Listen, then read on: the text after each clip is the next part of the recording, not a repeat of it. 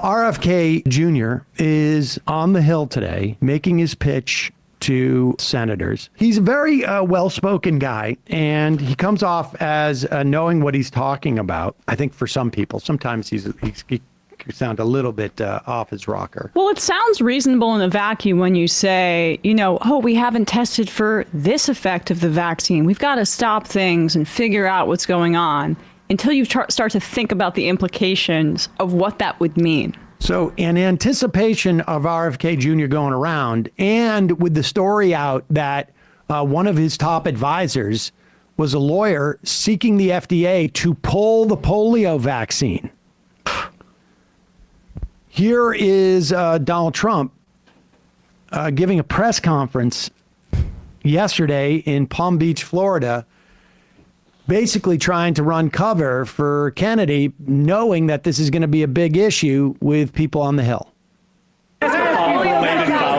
Thanks, President Trump. What about the polio vaccine?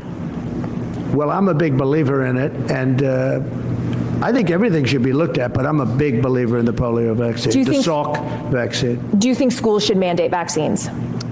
Do you think schools should mandate vaccines? I don't like mandates. I'm not a big mandate person. So, I was against mandates. Mostly Democrat governors did the mandates, and they did a very poor thing. It was, in retrospect, they made a big mistake having to do with the education of children. They lost like a year or 2 years of their lives. The mandate was a bad thing. I was against the mandate. So is that something you'd want to?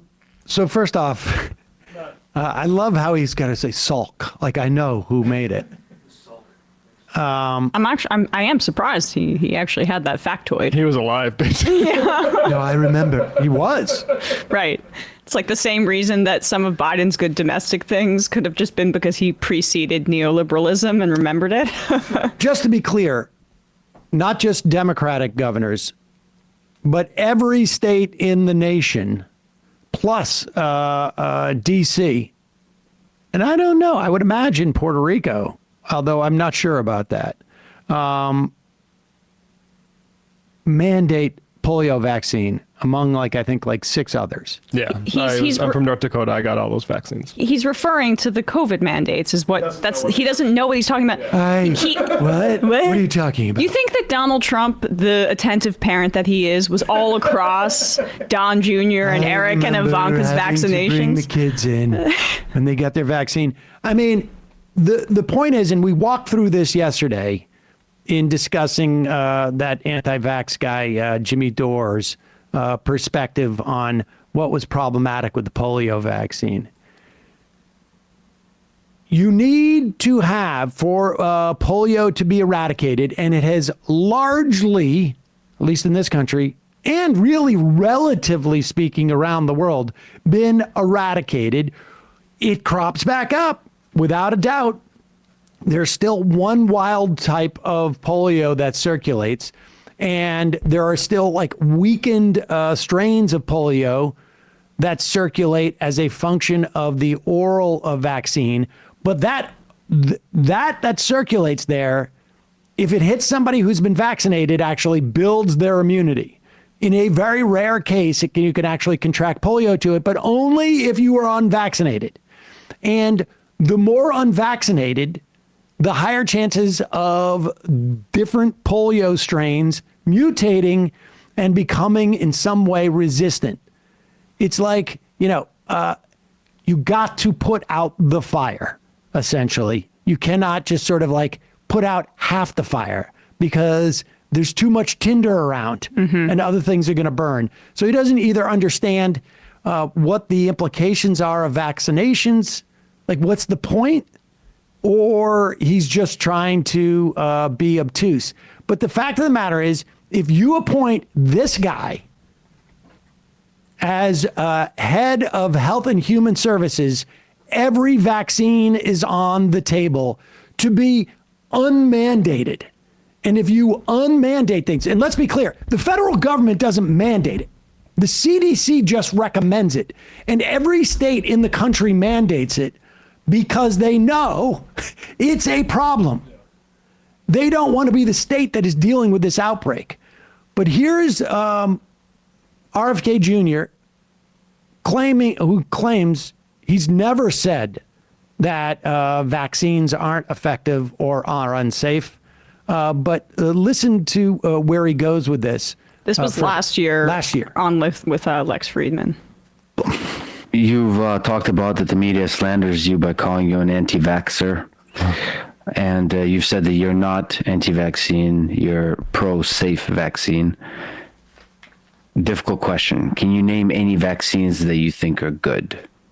I think some of the live virus vaccines are probably averting more problems than they're causing. Pause it for a second. Now that's important because the oral polio vaccine is a live virus vaccine, and I would agree with his assessment. They are solving more problems than they cause, and I would say it's not 55-45. It's not 60-40. They are solving 97 or 95 or 98% of the problems, and they're causing 2% of the problems. And by 98, 97, what I'm saying is they're wiping out polio for the most part, but can cause polio in like a person like in Rockland County 2 years ago who was unvaccinated,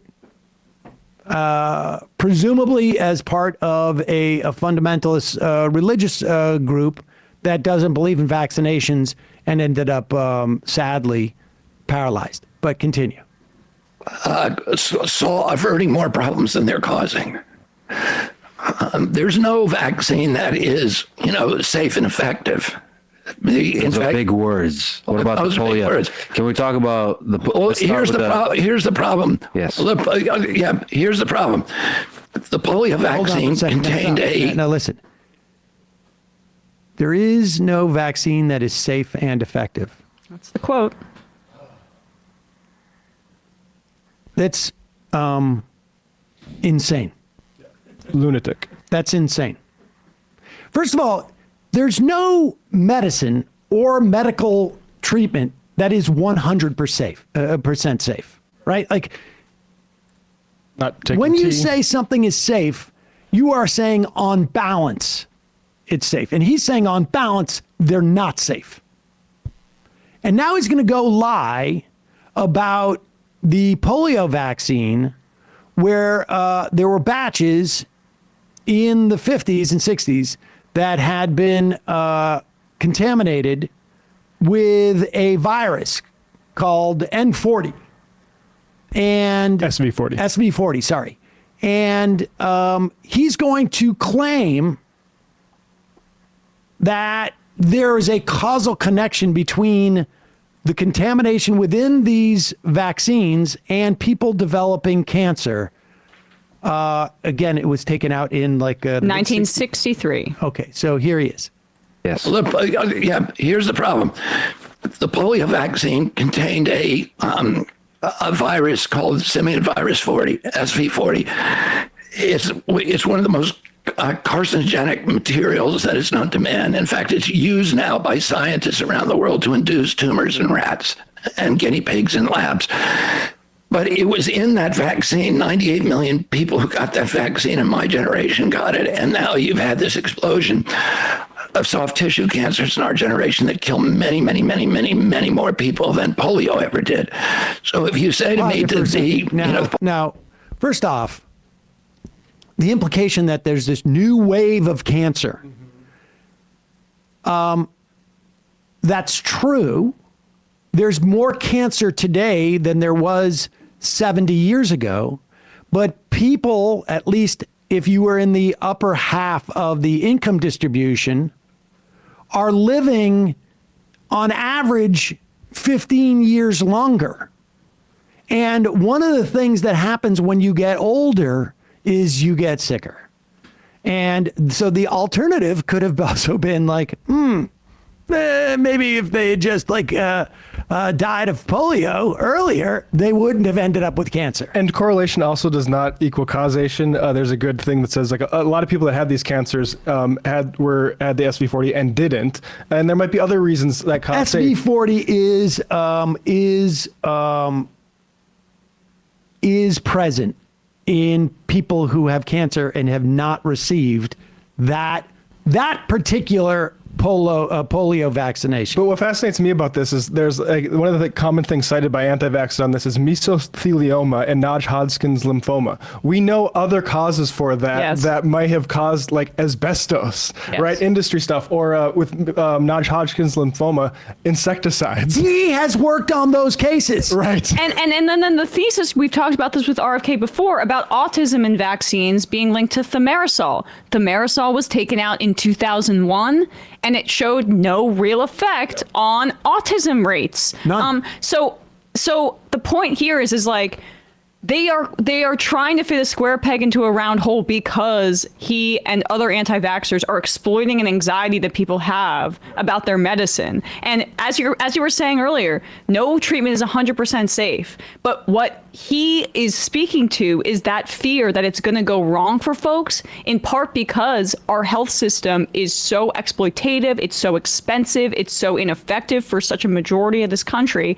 that people are primed to feel like they can turn to somebody who's going to provide them with an alternative. Or they're just the idea. They're primed to believe that there would be something nefarious like this for profits, which, there are instances where that's the case.